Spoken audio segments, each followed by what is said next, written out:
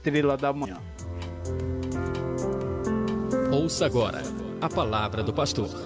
Uma mensagem que pode mudar a sua vida.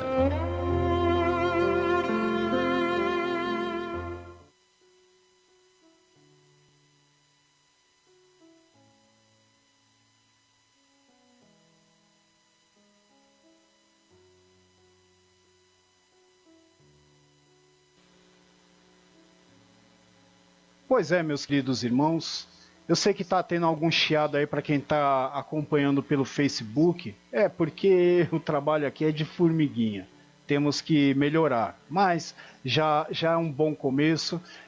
Você pode me ouvir aí, né, acompanhar, mesmo com esse chiadinho aí, mas dá para entender o que estamos falando aí nessa noite. Olha só, eu quero trazer uma pequena reflexão que encontra-se na segunda epístola do apóstolo São Paulo ao seu amigo, ao seu discípulo Timóteo.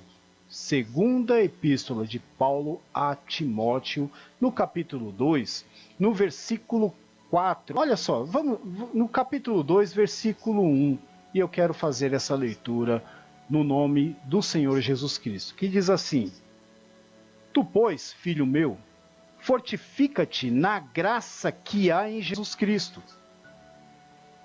Eu que de mim, entre muitas testemunhas, ouvistes, confia-o a homens fiéis, que sejam idôneos para também ensinarem aos outros. Meu Deus, muito forte, hein? Sofre, pois, comigo as aflições, como bom soldado de Jesus Cristo. Ninguém que milita se embaraça com negócios desta vida, a fim de agradar aquele que o alistou para a guerra.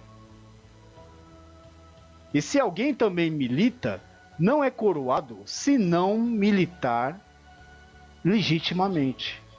Meu Deus! O lavrador que trabalha deve ser o primeiro a gozar dos frutos. Considera o que digo, porque o Senhor te dará entendimento em tudo. Lembra-te de que Jesus Cristo, que é da descendência de Davi, ressuscitou dos mortos segundo o meu evangelho, pelo que sofro trabalhos e até prisões, como um malfeitor, mas a palavra de Deus não está presa. Até aqui tá bom. Muito interessante o que o apóstolo Paulo escreve para Timóteo.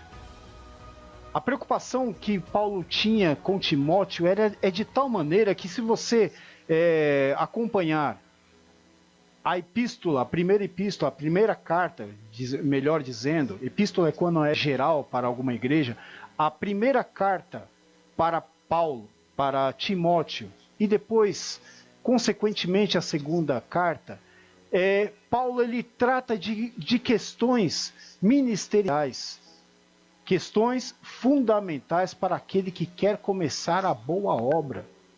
Fazer a obra de Deus não é algo tão simples de se fazer. Fazer a obra de Deus exige muitos esforços.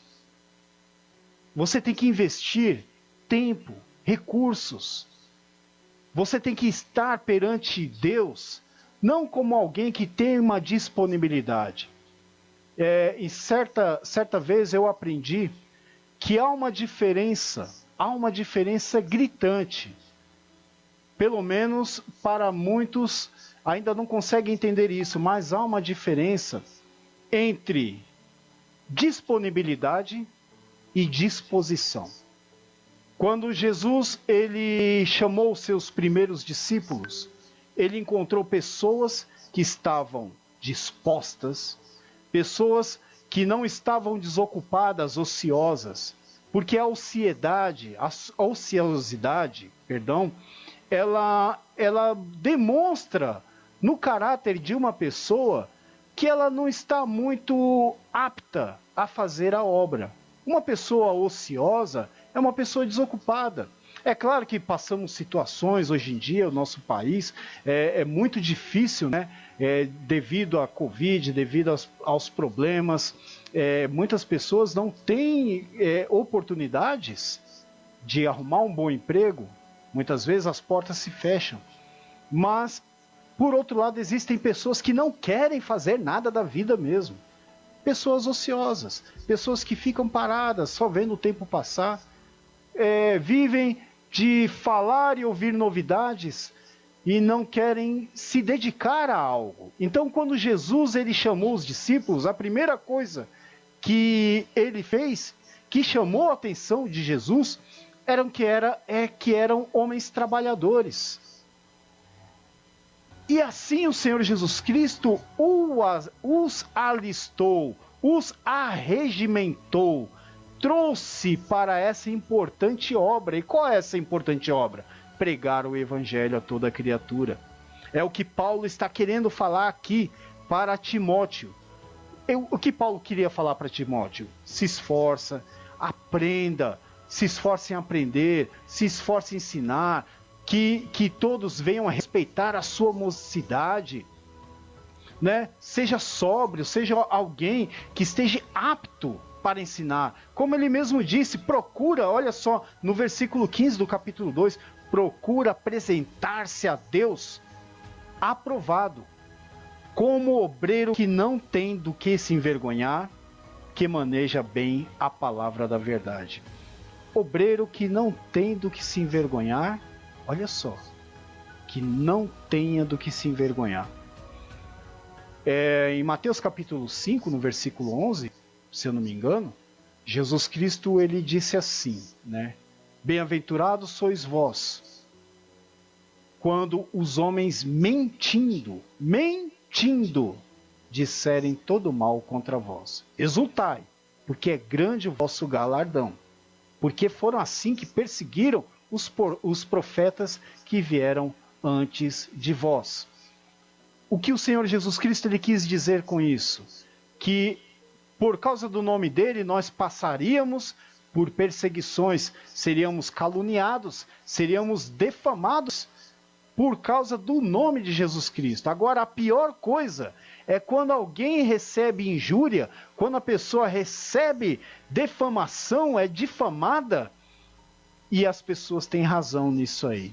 Olha só, Atos no capítulo 6, no versículo 2 e 3, quando houve aquele problema entre as viúvas judias e as gregas, houve aquele problema, então os apóstolos disseram, olha, não é lícito que nós deixemos o ministério da palavra para servir as mesas.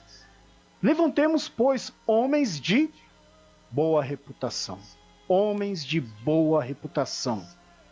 Aí depois fala, homens de boa reputação, cheios do Espírito, de sabedoria, e aí veio as outras qualidades. Mas a primeira qualidade é homens de boa reputação. É o que Paulo falou aqui para Timóteo. Procura apresentar-te a Deus aprovado, como obreiro que não tem do que se envergonhar. A primeira coisa, irmãos, é termos uma vida reta, uma vida de santidade, uma vida de testemunho, onde as pessoas, elas veem em nós Cristo em nossas vidas.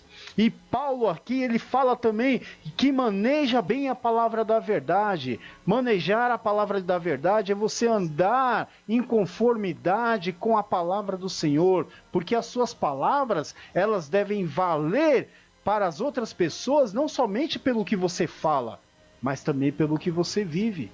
Manejar bem a palavra da verdade é você ter a palavra de Deus guardada no seu coração. Quando você tem a palavra de Deus guardada no seu coração, pode ter certeza de uma coisa, que ninguém vai poder te acusar por alguma coisa. Por quê? Porque você está guardado por Deus. E aqui Paulo, para terminar, ele diz aqui, né, que ninguém que milita se embaraça com negócios da vida, a fim de agradar aquele que alistou para a guerra. Nós somos chamados para essa importante obra. Nós somos chamados para uma batalha. Deus nos chamou porque confiou. É claro, não somos muita coisa não, irmãos. Somos pecadores, mas mesmo assim Deus confiou a palavra do Evangelho em nossos lábios, confiou o Evangelho como a maior causa que alguém pode ter nessa vida para assim militar. Então, se nós fomos chamados, assim como alguém que se alista no exército, quando ele entra no exército, ele não vai fazer mais a vontade dele, não. Ali ele vai procurar agradar o general. É a mesma coisa. Deus é o nosso general de guerra. Ele nos chamou para essa batalha e nós devemos, assim, obedecer ele e sermos fiéis.